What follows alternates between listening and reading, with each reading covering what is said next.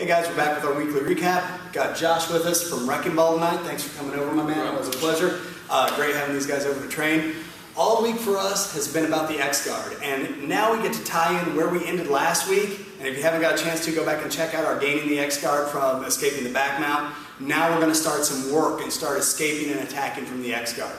So when we look at this, I like to dovetail into the same position, looking at slightly different entries. So we entered the X-Guard this week from a more, I want to say standard, I guess, teaching method of the butterfly guard. So Josh and I are going to turn sideways. I'm going to start in a butterfly guard, good hip, hooks, and I'm underhooking one arm in the butterfly guard, I'm overhooking the other, and I'm making sure my head is on this side of the butterfly guard.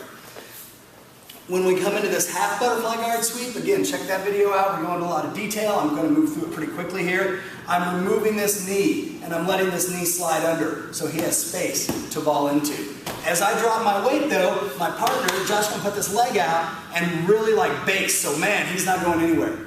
Perfect time to transition to the X-Guard because, look, this butterfly over here is already hooked into the hamstring, and I have my first half of the X-Guard set. I'm halfway there. All I need to do from here is underhook the leg, and I'm hooking at the heel, not the knee. This is easy jiu-jitsu. The problem is I'm shortening my lever arm here. Anytime I'm trying to build a lever and I want to induce force across it, I get more results if I'm down at the far end of the lever. So my arm goes to the heel where it's at the far end of the lever. My shoulder's going to the ground, and at the same time I'm using my inside hooks here from my butterfly guard to drag my hips all the way underneath. And as my hips come through, this knee threads behind, and then I just put my laces into the hip on this side. And as the camera comes around, you can see good kind of standard traditional X-Guard here. With my laces active in the hip, my laces active in the back of his knee. So here I am in position to set this ankle where I really like it. He's still got a lot of base here. If I leave his foot on the ground, he's in a really good position. Move to pull me back off my back. And you'll notice as I suck my hips under, I get my back all the way on the ground. And it's so important in the X-Guard. The minute I get on the side, my X-Guard's gone. And this turns from an X-Guard into a pass, which I don't want. So as I drag my hips under, I like to take this foot off the ground because it alleviates his base. So this arm doesn't bicep curl, it lifts at the deltoid, and I bring the heel up on my shoulder. He's still got some contact, but look how that spreads his base out and how much more trouble it is for him to exert force now as I move my shoulder. This becomes a really, really difficult X-Guard for him to balance in once I get active. My hand, once I lift, wraps and gets the interior of the knee, and I tuck my elbow. This lets me stay nice and tight.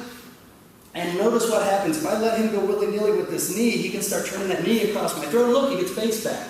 If I lock this out and I turn this knee up, look how that kind of locks his hip out. How's that feel up there? Yeah, base starts to go away now. So that makes it a much more efficient way to play this guard. So once I establish my position and I get a solid position, we need to talk about where am I going to sweep to. There are a lot of great sweeps and attacks from the X-Guard. We always know about going back, going forward, but it really turns into a study of base and where he can and can't base. And whatever direction I put him in, I need to make sure I isolate that quadrant so he doesn't have base. No matter where I go, no matter how good my X-Guard is, if I try and sweep him forward and don't do anything about his arms, what's he going to do? He's going to base, and my sweep's going to be unsuccessful. So I need to start dealing with some isolation here. One of the most fun and one of the X-Guard sweeps that you learn the most body mechanic-wise from is a back roll sweep, where we start to get to incorporate a lot of our fundamentals. And to do this sweep, I'm going to be going back to the 1 o'clock over my shoulder. So if I'm sweeping in this direction, I must, no matter how good it feels, to turn him down and to grab this wrist, I must grab this wrist. I like to get the cuff because this is a grip that I use in a lot of different places. I can trap here, I can grip the wrist. It really doesn't matter how I trap it, just that I trap it and I tuck my elbow.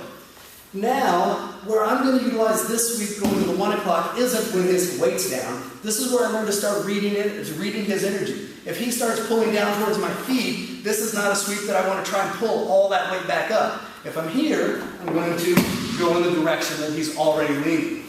And this, even if I never played the X-Guard, in my matches, this really helps me learn to read my opponent's energy.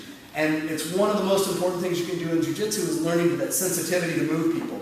So once I'm here, I'm reserving this particular one, a clock sweep, for when my partner's driving up on me. Maybe he's trying to put this knee in me, maybe he's trying to get his knee to the mat, but look where his energy's going. I can feel it already driving my knees up towards my chest, I can feel the compression in my diaphragm, and I can feel his weight coming forward. Now, if I trap this arm to prevent the 1 o'clock, now I can go ahead and use that energy. I pull my knees to my chest, I extend my legs, and then I back roll right over my shoulder.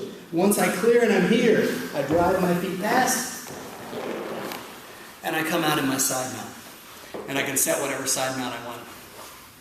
So, good sweep, but I have to remember to read the energy, read his body angle, and understand the angle that I'm going and the base that he's going to use, and I need to learn to isolate that base. We talked about a little bit about tonight, how important just that is alone. Forget the X guard. That capability to read that body language, super important in Jiu-Jitsu. What's equally important is the top guy learning to play his base and learning to work around all the little subtle manipulations you're doing to destroy his center. So, great, great, great guard. Lots of fun to play, lots of fundamentals hidden in there, even if you never want to play X guard as part of your game. So, really fun time with the X guard this week. Check out the rest of our stuff on the channel. Like and subscribe, share us around. Thanks for coming over. Always a pleasure, my man. Had some great rolls tonight, so Pull the guns out of the awesome job. Boom.